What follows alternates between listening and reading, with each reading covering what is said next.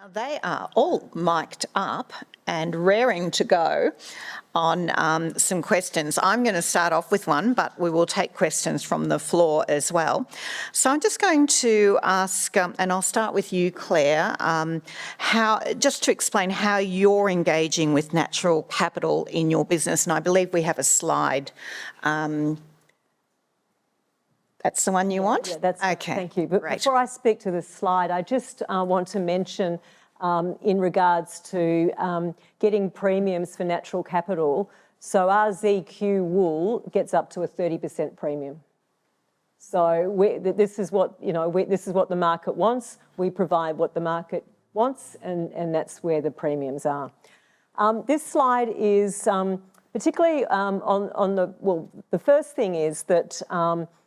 Really, we've managed to keep our ground cover as much as possible over time. And you can see the farm here on the right-hand slide. The light bit was our sacrifice paddocks during the 2019-2020 drought. And that's where we put the majority of our sheep and fed them. And the left-hand side is covenant country. So it really just shows what we're trying to do. It hasn't always worked. We've obviously had a dip in ground cover during that time, but where we are trying to maintain our ground cover. I think we had another slide. I'm not sure if it's coming up. Okay, ecological condition. Didn't know what was coming up.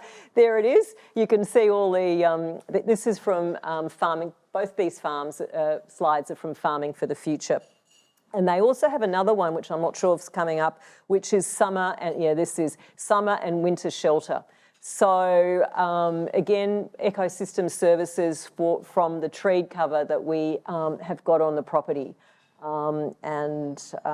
So I just think you can sort of see, this is all from downforce data that has come through Farming for the Future and farm scale natural capital accounting. So it really is an affirmation of what you think is happening, but it's just fantastic to have the data. I mean, it's unbelievable.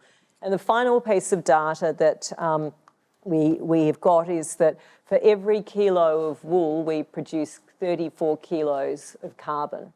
So our covenant country actually has carbon offsets. So we have taken quite considerable income from the carbon offsets.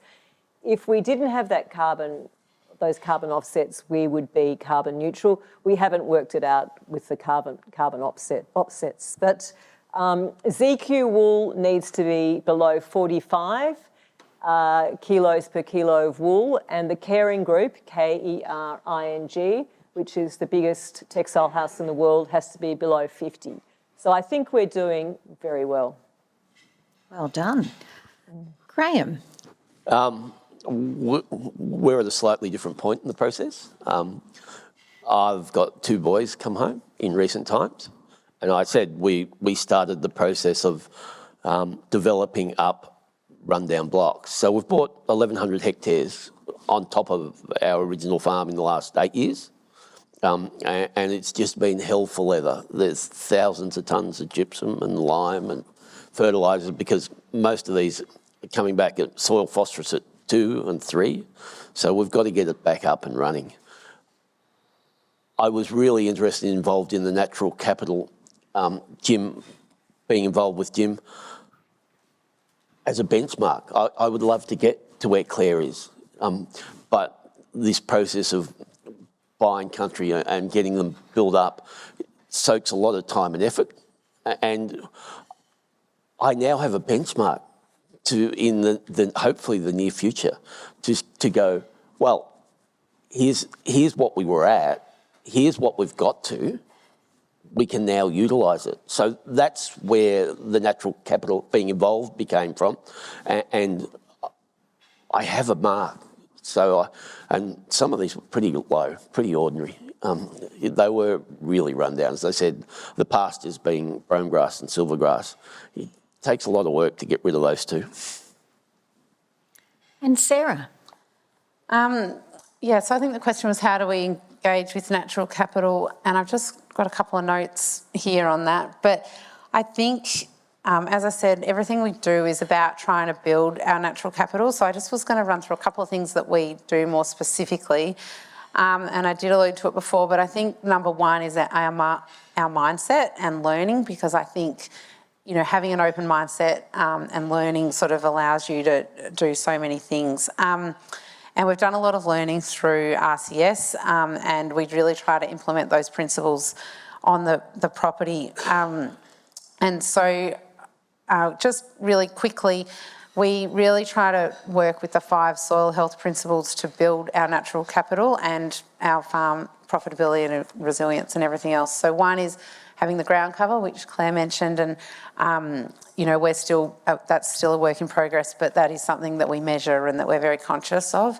Another one is minimising soil disturbance, chemical disturbance and mechanical. So we do try to minimise the chemicals we use, and cultivation. We use no-till sort of methods for sowing down any new pastures and things like that.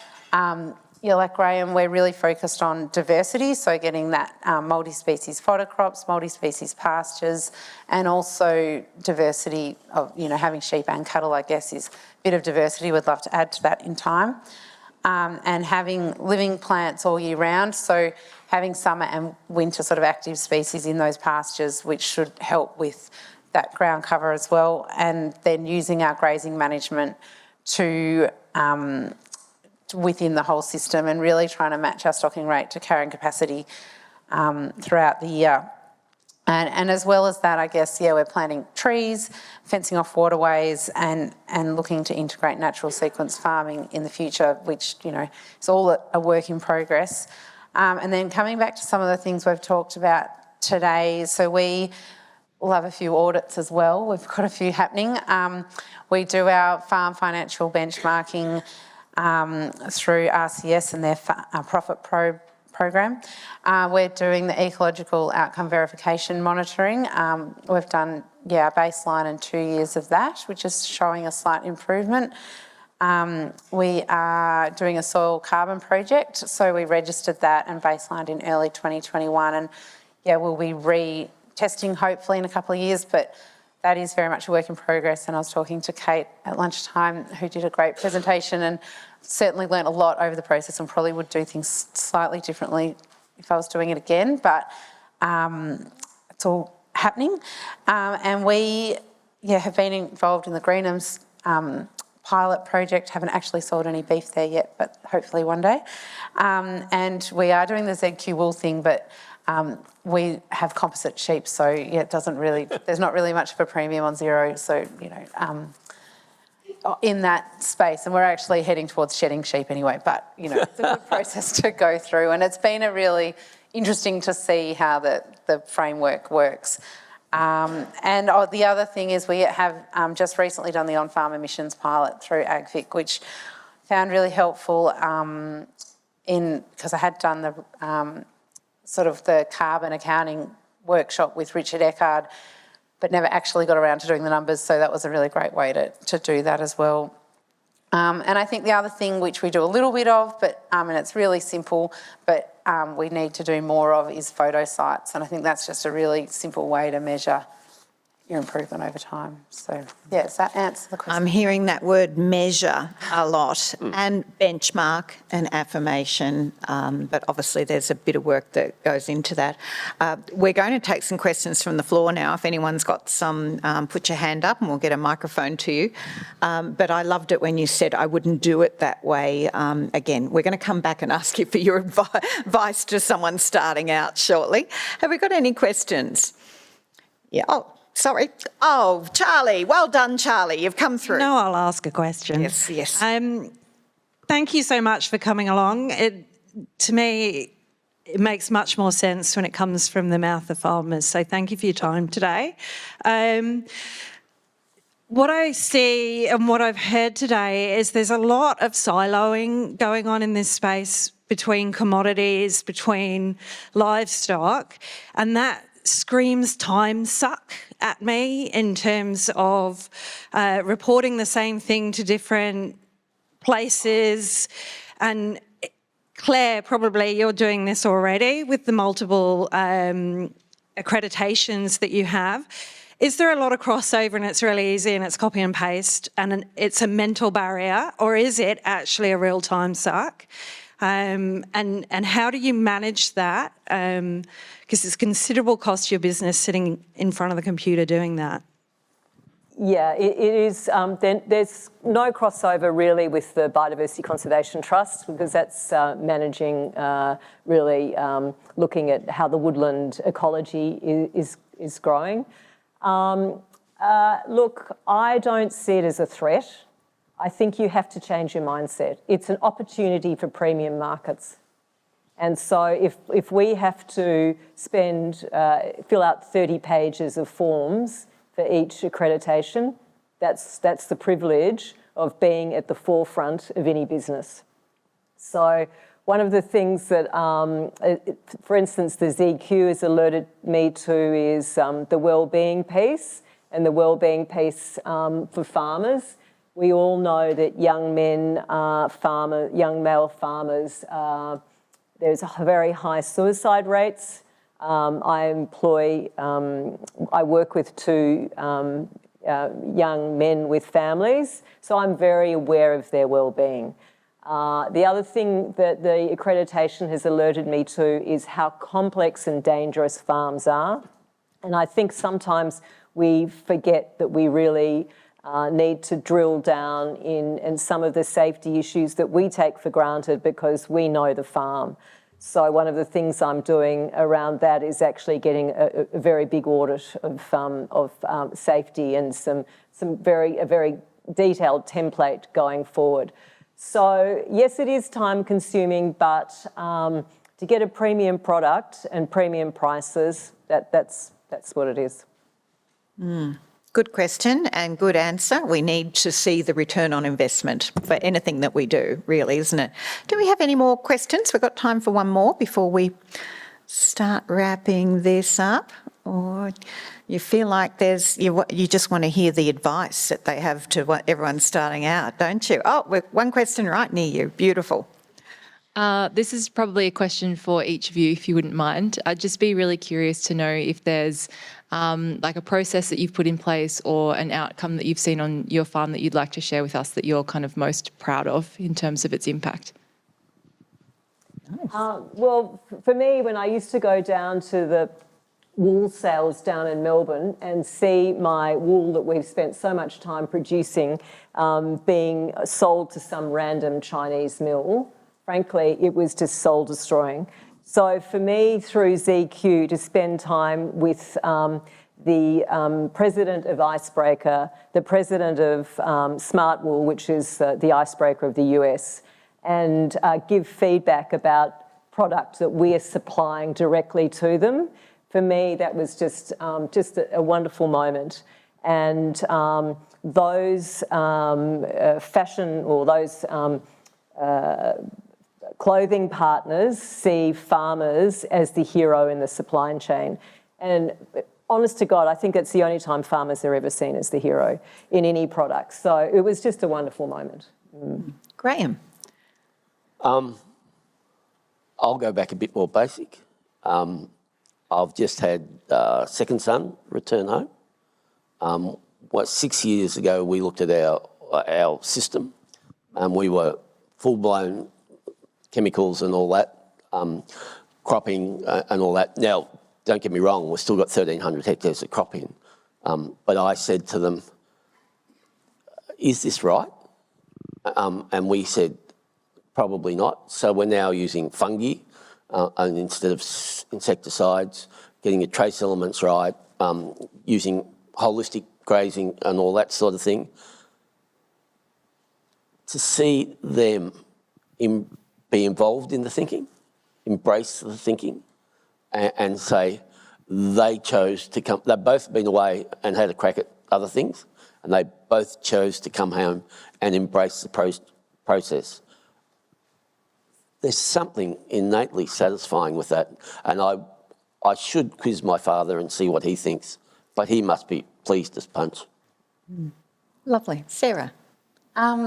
Yeah, I can't wait to be in the position Claire's in and have be you know, at some amazing restaurant and see our beef or lamb, you know, served up.